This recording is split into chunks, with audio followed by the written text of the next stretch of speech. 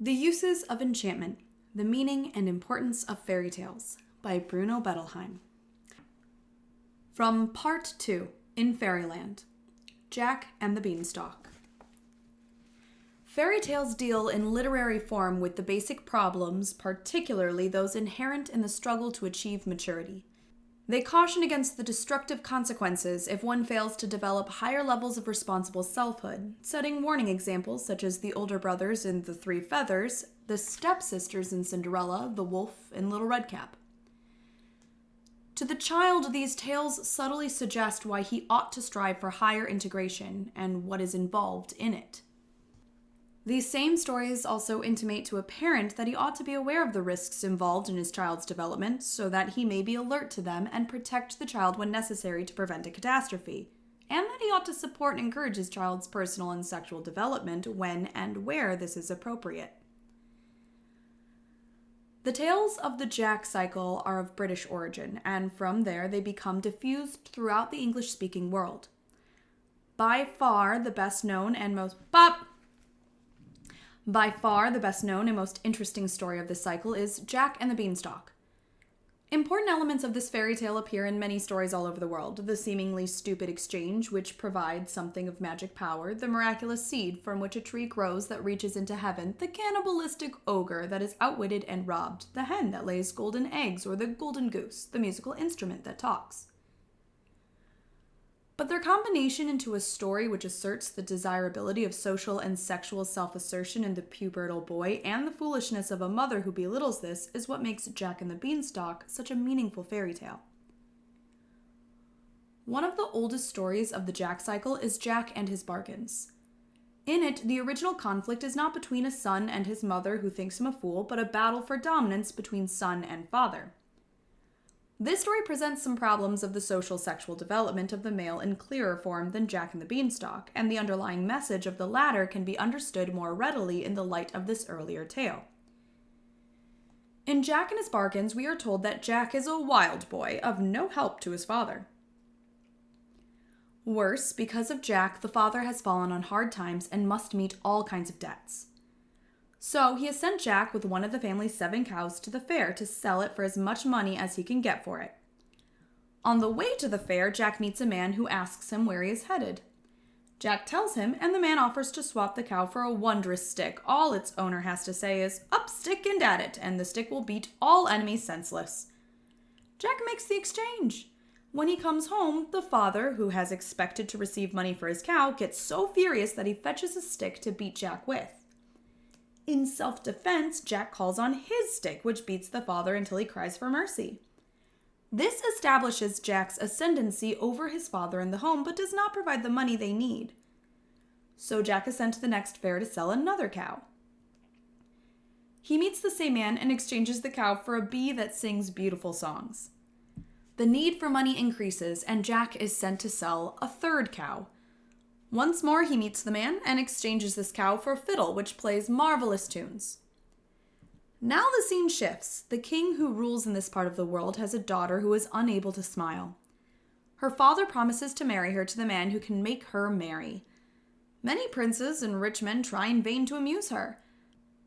Jack, in his ragged clothes, gets the better of all the high-born competitors because the princess smiles when she hears the bee sing and the fiddle play so beautifully. She laughs outright as the stick beats up all the mighty suitors. So Jack is to marry her. Before the marriage is to take place, the two are to spend a night in bed together. There Jack lies stock still and makes no move toward the princess. This greatly offends both her and her father, but the king soothes his daughter and suggests that Jack may be scared of her and the new situation in which he finds himself. So on the following night, another try is made, but the night passes as did the first. When on the third try Jack still does not move toward the princess in bed, the angry king has him thrown into a pit full of lions and tigers. Jack's stick beats these wild animals into submission, at which the princess marvels at what a proper man he was. They get married and had baskets full of children. The story is somewhat incomplete. For example, while the number 3 is emphasized repeatedly, 3 encounters with the man, 3 exchanges of a cow for a magic object, 3 nights with the princess without Jack's turning to her, it remains unclear why 7 cows are mentioned at the beginning and when we hear no more about the 4 cows remaining after the 3 have been exchanged for the magic objects. Secondly, while there are many other fairy tales in which a man remains unresponsive to his love for 3 consecutive days or nights, usually this is explained in some fashion. Jack's behavior in this regard, however, is left quite unexplained, and so we have to rely on our imagination for its meaning. The magic formula, up stick and at it, suggests phallic associations, as does the fact that only this new acquisition permits Jack to hold his own in relation to his father, who up to now has dominated him. It is this stick which gains him victory in the competition with all suitors, a competition which is a sexual contest, since the prize is marrying the princess. It is the stick that finally leads to the sexual possession of the princess, after it has beaten the wild animals into submission. While the lovely singing of the bee and the beautiful tunes of the fiddle make the princess smile, it is the stick's beating up the pretentious suitors, and thus making a shambles of what we may assume was their masculine posturing, that makes her laugh. But if these sexual connotations were all there was to the story, it would not be a fairy tale or not a very meaningful one. For its deeper significance, we have to consider the other magic objects and the nights during which Jack rests unmovingly beside the princess as if he himself were a stick. Phallic potency, the story implies, is not enough. In itself, it does not lead to better and higher things, nor does it make for sexual maturity. The bee, a symbol of hard work and sweetness, as it gives us honey, hence its delightful songs, stands for the work and its enjoyment. Constructive labor, as symbolized by the bee, is a stark contrast to Jack's original wildness and laziness. After puberty, a boy must find constructive goals and work for them to become a useful member of society. The fiddle, the last present, symbolizes artistic achievement and with it the highest human accomplishment.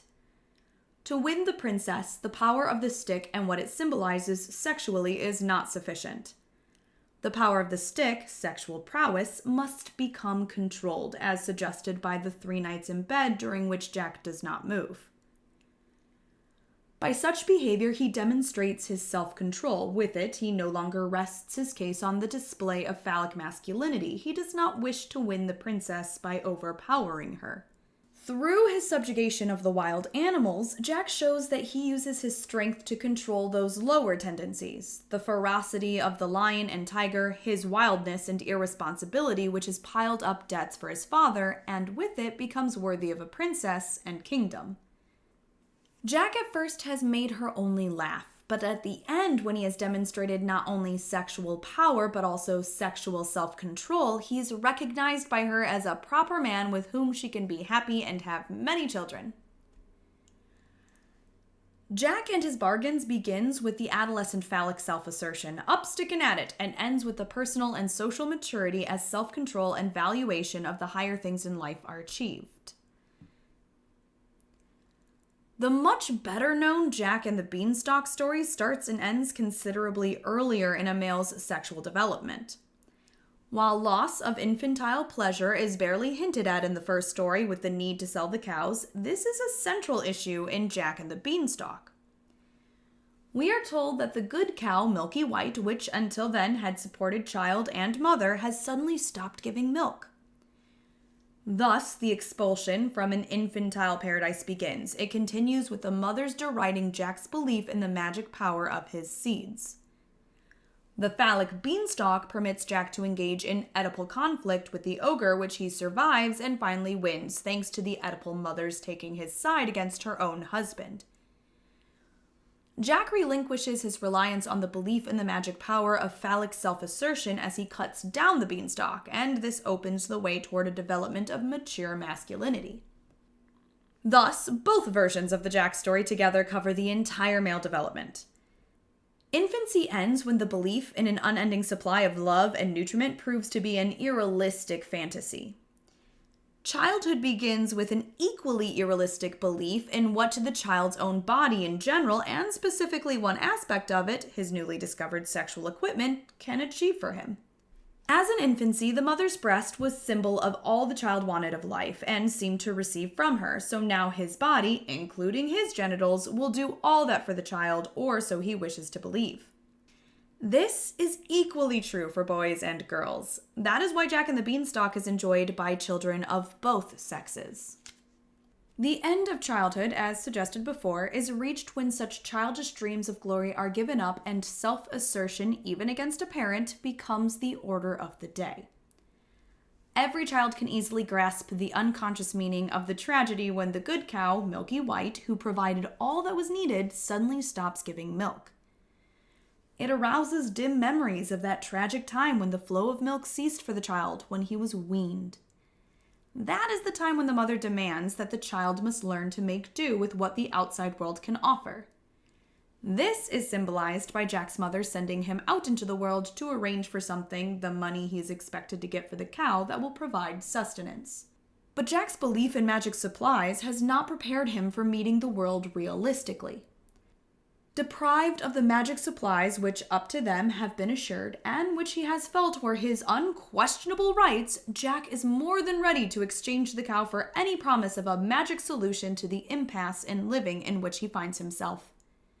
It is not just Mother who tells Jack to sell the cow because it no longer gives milk. Jack also wants to get rid of this no-good cow that disappoints him. If Mother, in the form of Milky White, deprives and makes it imperative to change things, then Jack is going to exchange the cow not for what Mother wants, but for what seems more desirable to him. To be sent out to encounter the world means the end of infancy. The child then has to begin the long and difficult process of turning himself into an adult. The first step on this road is relinquishing reliance on oral solutions to all of life's problems. Oral dependency has to be replaced by what the child can do for himself on his own initiative. In Jack and His Bargains, the hero is handed all 3 magic objects and only by means of them gains his independence. These objects do everything for him. His only contribution, while it shows self-control, is a rather passive one. He does nothing while in bed with the princess. When he is thrown into a pit with the wild animals, he is rescued not by his courage or intelligence, but only by the magic power of his stick. Things are very different in Jack and the Beanstalk. This story tells that while belief in magic can help in daring to meet the world on our own, in the last analysis, we must take the initiative and be willing to run the risks involved in mastering life. When Jack is given the magic seeds, he climbs to the beanstalk on his own initiative, not because somebody else suggested it. Jack uses his body's strength skillfully in climbing the beanstalk and risks his life 3 times to gain the magic objects. At the end of the story, he cuts down the beanstalk and in this way makes secure his possession of the magic objects which he has gained through his own cunning. Giving up oral dependency is acceptable only if the child can find security in a realistic, or more likely, a fantastically exaggerated belief in what his body and its organs will do for him. But a child sees in sexuality not something based on a relation between a man and a woman, but something that he can achieve all by himself.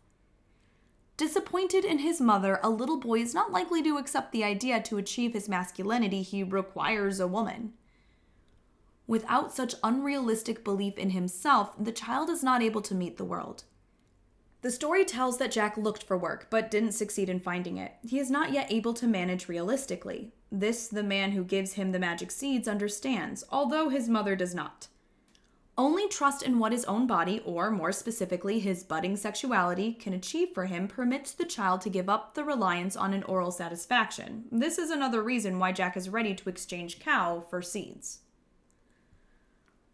If his mother would accept Jack's wish to believe that his seeds and what they eventually may grow into are as valuable now as cow milk was in the past, then Jack would have less need to take recourse to fantasy satisfactions, such as the belief in magic phallic powers as symbolized by the huge beanstalk.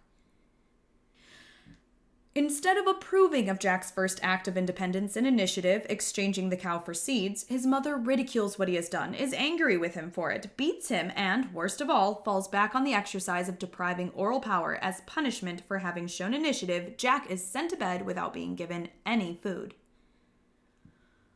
There, while he is in bed, reality has proven so disappointing, fantasy satisfaction takes over. The psychological subtlety of fairy stories, which gives what they tell the ring of truth, is shown once more in the fact that it's during the night that the seeds grow into the huge beanstalk. No normal boy could, during the day, exaggerate so fantastically the hopes which his newly discovered masculinity evokes in him. But during the night, in his dreams, it appears to him in extravagant images, such as the beanstalk on which he will climb to the gates of heaven. The story tells that when Jack awakes, his room is partly dark, the beanstalk shutting off the light. This is another hint that all that takes place, Jack's climbing into the sky on the beanstalk, his encounters with the ogre, etc., is but dreams. Dreams which give a body hope for the great things he will one day accomplish. The fantastic growth of the humble but magic seeds during the night is understood by children as a symbol of the miraculous power and of the satisfactions Jack's sexual development can bring about. The phallic phase is replacing the oral one. The beanstalk has replaced milky white. On this beanstalk, the child will climb into the sky to achieve a higher existence. But, the story warns, this is not without its great dangers. Getting stuck in the phallic phase is a little progress over fixation on the oral phase. Only when the relative independence acquired due to the new social and sexual development is used to solve the old Oedipal problems will it lead to true human progress. Hence, Jack's dangerous encounters with the ogre as the Oedipal father. But Jack also receives help from the ogre's wife, without which he would be destroyed by the ogre. How insecure Jack in Jack and the Beanstalk is about his newly discovered masculine strength is illustrated by his regression to orality when he feels threatened. He hides twice in the oven and finally in a copper, a large cooking vessel. His immaturity is further suggested by his stealing the magic objects, which are the ogre's possessions, which he gets away with only because the ogre is asleep. Jack's essential unreadiness to trust his newly found masculinity is indicated by asking the ogre's wife for food because he is so hungry. In fairy tale fashion, the story depicts the stages of development a boy has to go through to become an independent human being, and shows how this is possible, even enjoyable, despite all dangers, and most advantageous. Giving up relying on oral satisfactions, or rather having been forced out of it by circumstances, and replacing them with phallic satisfaction as solution to all of life's problems are not enough. One has also to add, step by step, higher values to the ones already achieved. Before this can happen, one needs to work through the Oedipal situation, which begins with the deep disappointment in the mother and involves intense competition with and jealousy of the father. The boy does not yet trust father enough to relate openly to him. To master the difficulties of this period, the boy needs a mother's understanding help. Only because the ogre's wife protects and hides Jack can he acquire the ogre father's powers. On his first trip, Jack steals a bag filled with gold. This gives him and his mother the resources to buy what they need, but eventually they run out of money. So Jack repeats his excursion, although he now knows that in doing so he risks his life. On his second trip, Jack gains the hen that lays the golden eggs. He has learned that one runs out of things if one cannot produce them or have them produced. With the hen, Jack could be content, since now all physical needs are permanently satisfied. So it is not necessity which motivates Jack's last trip, but the desire for daring and adventure, the wish to find something better than mere material goods. Thus, Jack next attains the golden harp, which symbolizes beauty, art, the higher things in life. This is followed by the last growth experience, in which Jack learns that it will not do to rely on magic for solving life's problems. As Jack gains full humanity by striving for and gaining what the harp represents, he is also forcefully made aware, through the ogres nearly catching him, that if he continues to rely on magic solutions, he will end up destroyed. As the ogre pursues him down the beanstalk, Jack calls out to his mother to get the axe and cut the beanstalk. The mother brings the axe as told, but on seeing the giant's huge legs coming down the beanstalk, she freezes into immobility. She is unable to deal with the phallic objects. On a different level, the mother's freezing signifies that while a mother may protect her boy against the dangers involving in striving for manhood, as the ogre's wife did in hiding Jack, she cannot gain it for him. Only he himself can do that. Jack grabs the axe and cuts off the beanstalk, and with it brings down the ogre, who perishes from the fall. In doing so, Jack rids himself of the father who is experienced on the oral level as a jealous ogre who wants to devour. But in cutting down the beanstalk, Jack not only frees himself from a view of the father as a destructive and devouring ogre, he also thus relinquishes his belief in the magic power of the phallus as the means for gaining him all the good things in life. In putting the axe to the beanstalk, Jack forswears magic solutions. He becomes his own man. He no longer will take from others, but neither will he live in mortal fear of ogres, nor rely on mothers hiding him in an oven, regressing to orality. As the story of Jack and the Beanstalk ends, Jack is ready to give up phallic and Oedipal fantasies and instead try to live in reality, as much as a boy his age can do so. The next development may see him no longer trying to trick a sleeping father out of his possessions, nor fantasizing that a mother figure will for his sake betray her husband, but ready to strive openly for his social and sexual ascendancy. This is where Jack and his bargains begins, which sees its hero attain such maturity. This fairy tale, like many others, could teach parents much as it helps children grow up. It tells mothers what little boys need to solve their Oedipal problems. Mothers must side with the boy's masculine daring, surreptitious though it may still be, and protect him against the dangers which might be inherent in masculine assertion, particularly when directed against the father. The mother in Jack and the Beanstalk fails her son because, instead of supporting his developing masculinity, she denies its validity. The parent of the other sex ought to encourage a child's pubertal sexual development, particularly as he seeks goals and achievements in the wider world. Jack's mother, who thought her son utterly foolish for the trading he had done, stands revealed as the foolish one because she failed to recognize the development from child to adolescent which was taking place in her son. If she had had her way, Jack would have remained an immature child, and neither he nor his mother would have escaped their misery. Jack, motivated by his budding manhood, undeterred by his mother's low opinion of him, gains great fortune through his courageous actions. This story teaches, as do many other fairy tales, such as The Three Languages, that the parent's error is basically the lack of an appropriate and sensitive response to the various problems involved in a child's maturing personally, socially, and sexually. The Oedipal conflict within the boy in this fairy tale is conveniently externalized onto two very different figures who exist somewhere in the castle in the sky, the ogre and his wife. It is many a child's experience that most of the time when father, like the ogre in the tale, is out of the home, the child and his mother have a good time together, as do Jack and the ogre's wife. Then suddenly father comes home, asking for his meal, which spoils everything for the child, who is not made welcome by his father. If a child is not given the feeling that his father is happy to find him home, he will be afraid of what he fantasized while father was away, because it didn't include father. Since the child wants to rob father of his most prized possessions, how natural that he should fear being destroyed in retaliation. Given all the dangers of regressing into orality, there is another implied message of the Jack story. It was not at all bad that Milky White stopped giving milk. Had this not happened, Jack would not have gotten the seeds out of which the beanstalk grew.